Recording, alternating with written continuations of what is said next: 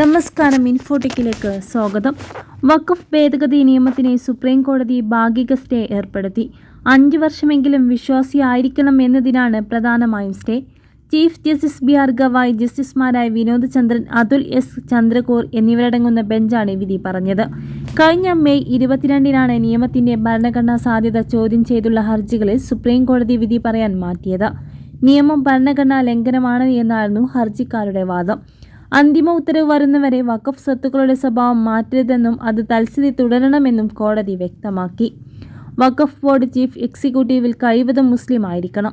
എന്നാൽ അമുസ്ലിങ്ങളെ CEO ആക്കരുതെന്ന ആവശ്യം കോടതി അംഗീകരിച്ചില്ല.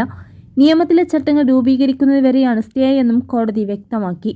5 വർഷം വിശ്വാസി ആയിരിക്കണമെന്ന വകുപ്പ് സ്റ്റേ ചെയ്തു. അന്തിമ ഉത്തരവ് വരെ വഖഫ് സ്വത്തുക്കളുടെ തൽസ്ഥിതി തുടരും. ബോർഡിൽ 3-ൽ കൂടുതൽ അമുസ്ലിങ്ങൾ പാടില്ല. അമുസ്ലിങ്ങൾക്കും ബോർഡ് CEO ആകാം.